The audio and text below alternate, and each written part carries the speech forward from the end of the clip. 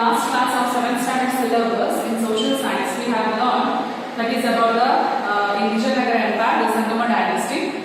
So let us today learn about the next topic, that is about Krishnadevaraya from 1509 to 1529 CE, and also the Rakasa Tangadi battle. And also we are going to learn in the next topic, that is cultural contributions of Vijayanagara Empire. In that we are going to study the administration, the social status, the economic status, then about the literature and also the art and architecture regarding this lesson, by having the important pictures regarding this lesson.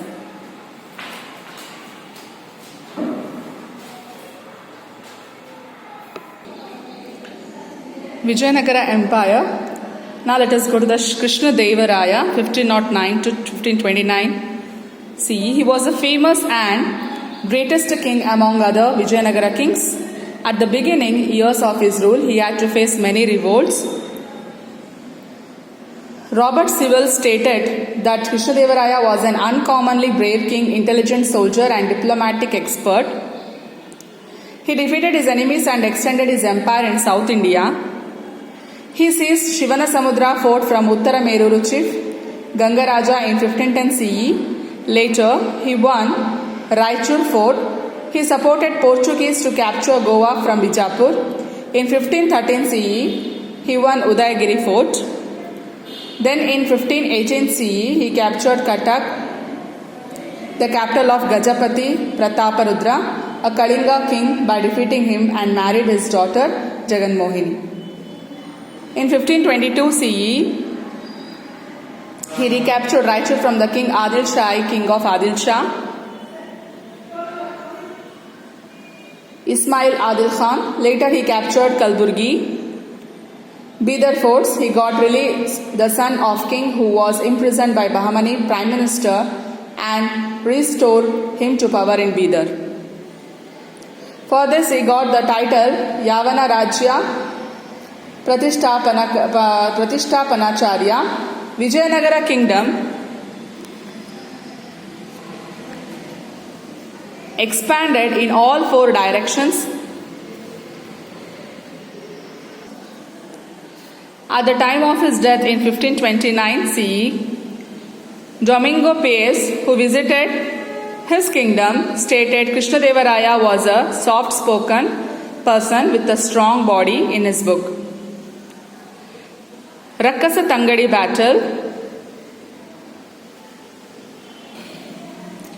Now let us go to the Rakasa Tangadi battle. After Krishnadevaraya, Achyutaraya 1530 to 1542 CE and Sadashivaraya ruled Vijayanagara. Since Sadashivaraya was a minor and unable to rule, Ramaraya of Aravidu dynasty, son-in-law of Krishnadevaraya, took the whole responsibility of administration.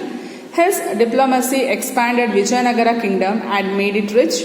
The number of enemies also increased. Deccan sultanates were attacking Vijayanagara often. To avenge, Ramaraya captured Vijaypura and Golconda, and this caused the war. All sultanates united themselves with jealousy and hatred on the growth and richness of Vijayanagara kingdom. They had political differences between them, but to defeat Vijayanagara, they united.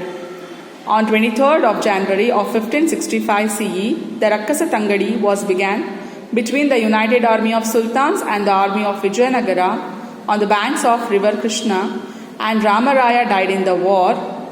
Sultanates looted Vijayanagara. Tirumala and Venkata, sons of Ramaraya, who escaped from war, ran away to Penukonda. Chandragiri and later Vellore as their capitals. After this war, feudal chiefs of Mysuru, Keladi, Chitradurga, Yelahanka and Surapur became independent rulers in Karnataka.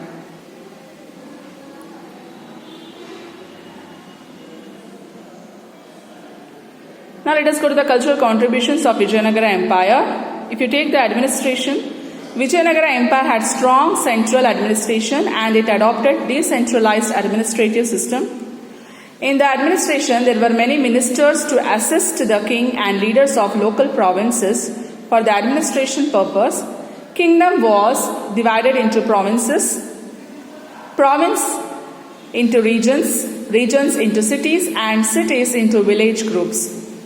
King's representatives were managing the provinces and hereditary officers were managing village administration.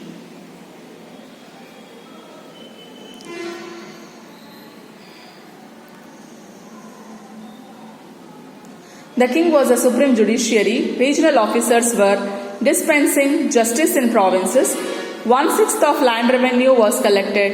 It was major income and trade tax, profession tax, road tax, fair tax, export tax, and tribute in cash were other sources of income. During the reign of Vijayanagara, infantry, cavalry, elephant and cannon divisions were the prominent divisions in the army. Arabian horses were the center of attraction in Vijayanagara. If you take the social status, during Vijayanagara period, child marriage, sati system and devadasi systems were in practice. Monogamy was in practice, but rich people and kings were following polygamy. Women were respected. Deepavali and Dasara festivals were celebrated grandly. Dasara festival was celebrated under the king's patronage. Economic status. If you take the economic status, agriculture was the main occupation. Rice, maize, sugarcane, and cotton crops were the major crops. Kings of Vijayanagara encouraged agriculture through building tanks and wells. They had trade links with other countries, and rice, cotton, clothes, iron, diamond, sugar, musk, sandal, and spices were exported. Horse, silk clothes, mukhmal clothes were imported.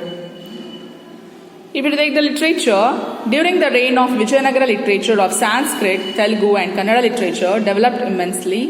Telugu and Kannada literature developed immensely. Vidyaranya wrote books like Shankara Vijaya and Sarvadarshan Sangraha in Sanskrit. His brother Sayanacharya, who also wrote the books called Vedartha Prakasha and Ayurveda Sudainidhi. Kings and their family members also created sufficient literature among them. Ganga Devi wrote Madhura Vijayam, Prauda Devaraya wrote great drama called Sudainidhi, Krishna Devaraya wrote Jambavati Kalyana, Madalasa Charitam and Rasamanjari. Kumara Vyasa's Gadugina Bharata, Ratnakara Varani's Bharatesha Vaibhava, then Chamarasa's Prabhulinga Lile were very important literary works in Kannada. Lakkanna's Shivatattva Chintamani and Bhima's poet Basava Purana were the contribution to the Veerashaiva literature. Religious harmony. Kings of Vijayanagara kingdom were great followers of religious tolerance. They built a mosque in their capital. The Shravanabedagada inscription of 1368 CE tells us that Bukkaraya saw differences of opinions between Jains and Vaishnavas. Barbosa, who visited Vijayanagara during the reign of Krishnadeva stated that any Christian, Jew, Muslim, Hindu or person of any religion can live happily in Vijayanagara kingdom because these kings respect all. Now let us go to the art and sculpture.